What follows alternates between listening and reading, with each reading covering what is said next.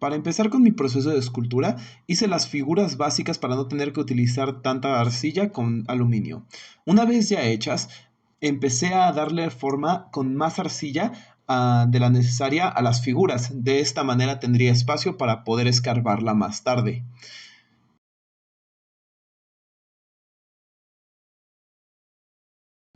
Una vez hecho esto, utilicé la escuadra metálica para raspar la arcilla y poder tener ejes más planos. Al finalizar, se hicieron marcas en la arcilla para poder más tarde guiarme para remover la cantidad correcta de arcilla con las herramientas.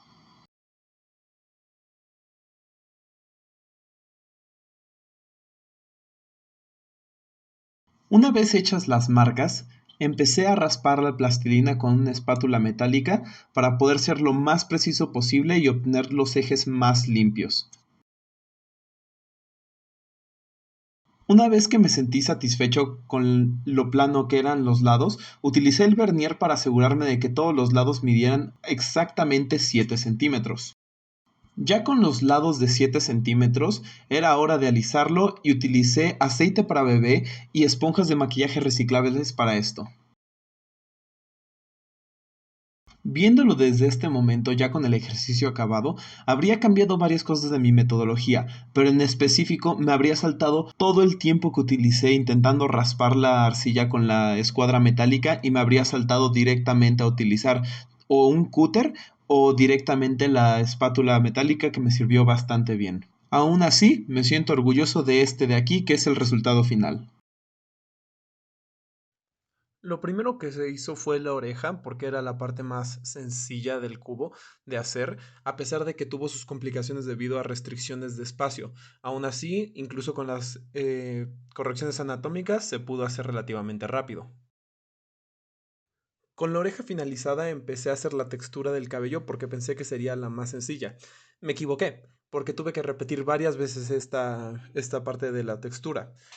Para poder lograrlo finalmente tuve que hacer individualmente cada hebra de cabello y más tarde para poder hacer las trenzas lo que tuve que hacer fue que hice una tira de arcilla que serviría como la base de la trenza y encima tuve que ponerle nuevamente cada mechón de cabello y después de eso con una varilla de metal muy fina tuve que darle detalles para que pudiera verse como cabello realmente. Con esto terminado, hice una tableta de arcilla de 7 centímetros por 7 centímetros que después dividí en tres partes iguales, de tal manera que quedaran rectángulos. Esto de acá lo hice para poder cortar unas cuantas incisiones, de tal manera que sirvieran como los ejes de la madera. Y después, ya con los ejes hechos, los redondeé un poco para que agarraran un poco más la figura correcta. Ya con esto hecho, utilicé la misma herramienta de metal para poder darle la textura de las hebras de madera y más tarde para poder finalizar con la escultura, lo que hice fue ponerle unas barras de metal para simular el efecto de que fuese una caja cerrada. A estas barras de metal les puse algunos cuantos remaches que modelé con el cúter y con las manos y más tarde les di unas cuantas incisiones para demostrar uso.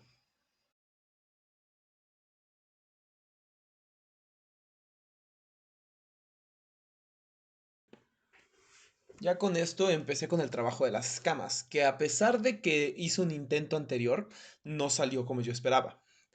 Siguiendo una imagen de Google de un diagrama de las escamas de una serpiente, hice pieza por pieza individualmente cada una de las escamas. Esto me dio un patrón relativamente realista y que más tarde pude detallar con la herramienta de metal.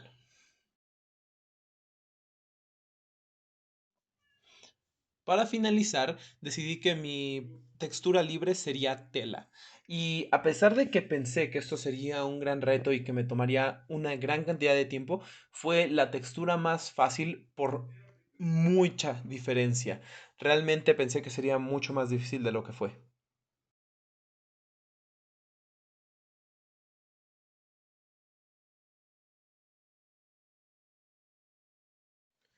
Y este de aquí fue el resultado final. Lo primero que hicimos fue sellar el envase de yogurt con cinta adhesiva y con plastilina para que fuera completamente imposible que el caucho de silicón se saliera del molde.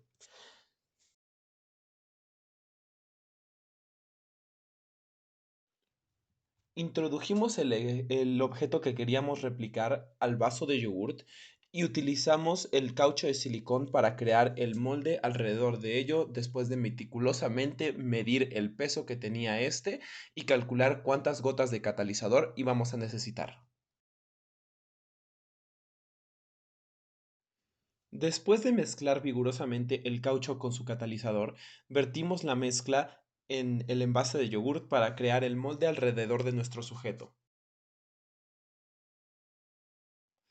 Lamentablemente, tardamos mucho en mezclar el caucho de silicón con su catalizador y se endureció demasiado, haciendo que nuestro molde fallara completamente, así que tuvimos que repetirlo, esta vez con un sujeto más pequeño.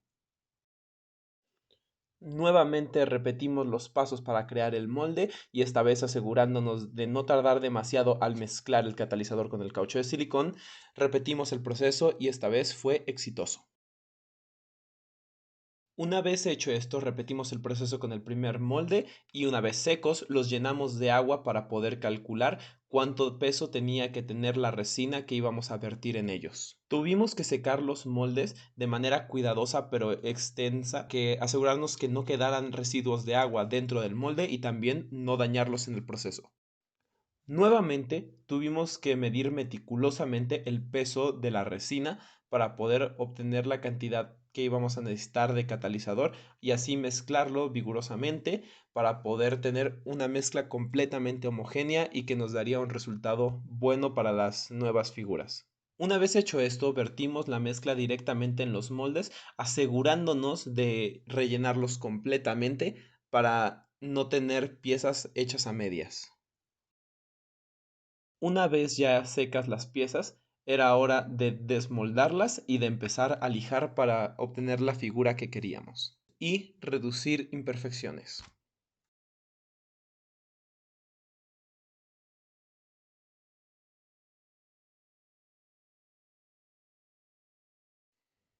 Repetimos este mismo proceso con los patos y este de aquí fue el resultado final. Sinceramente, esta actividad fue muy divertida y en comparación a las otras fue mucho menos estresante y extenuante físicamente. Y el mayor reto que se tenía era el mantener las medidas exactas para minimizar los errores que podían suceder. Para iniciar mi proceso, tomé alambre galvánico de calibre 16 y lo puse alrededor de una de las patas de mi cama y comencé a trenzarlo con un taladro eléctrico. Una vez ya trenzado, empecé a manipularlo con pinzas de punta para poder generar el esqueleto de la figura, que más tarde uniría con más alambre galvánico suelto y con plastilina epóxica, específicamente de Plastiloca. Como siempre, empecé a tomar de referencia mi fotografía y me puse a bloquear la figura, empezando por las piernas.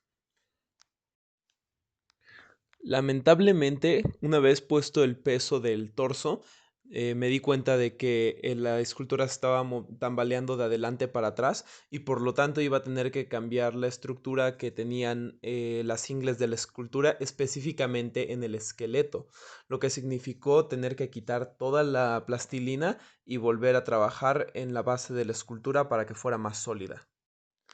Una vez realizado esto, siguiendo mi sketch de exploración, hice que las piernas esta vez fueran mucho más gruesas para simular los troncos que tenían que ser la base. Además de esto, ya que la escultura era mucho más sólida, pude encargarme de poner nuevas partes como los brazos que empecé a bloquear con plastilina. Una vez hecho esto, empecé a encargarme de las facciones faciales, como lo eran la boca y los ojos, pero me di cuenta de que mi referencia no sería tan útil porque estaba en un ángulo y debido a que era una caricatura en 2D, tenía que yo pensar físicamente cómo tendría que verse en un espacio 3D. Es por eso que en mi segundo intento me tomé en consideración cómo se vería realmente una boca en todos los ángulos para que se viera de tal manera que representaría la misma figura que en el dibujo. Una vez ya planeados los huecos en los que iba a estar esculpiendo, tuve que confiar bastante en el proceso, ya que genuinamente no se estaba viendo como yo quería. Sin embargo, sabía que lo estaba haciendo de una manera correcta. Por lo tanto, tuve que confiar mucho en que lo que estaba haciendo estaba bien y seguir hacia adelante. Así que empecé a esculpir tanto la lengua como los dientes como los ojos.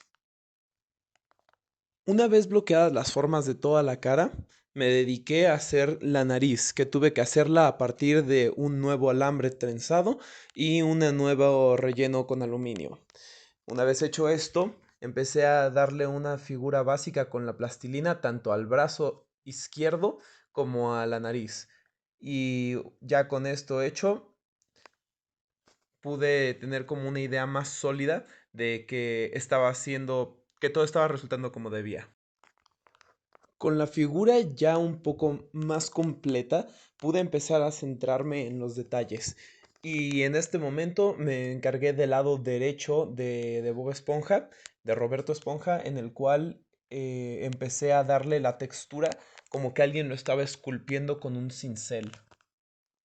Además de esto, me encargué de ponerle las sombreras que aparecen en el diseño de este episodio en específico y los anillos que están alrededor de sus mangas, además de la estrella que también aparece en ellas.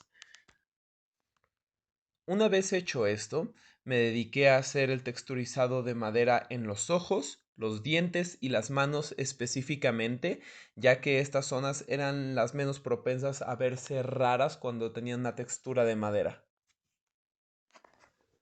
Finalmente me encargué de esculpir algunos detalles finales, como lo fueron el sombrero, la insignia y los botones del traje que tiene enfrente, además de completar los huecos que tiene Bob en todo su cuerpo.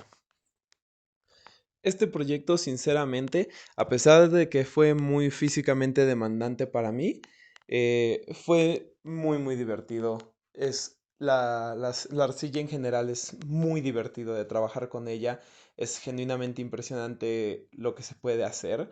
Y viendo las esculturas de los demás y viendo la mía también, me siento inspirado a hacer mucho más y aprender más de cómo funciona la arcilla y de cómo utilizarla a su mayor provecho.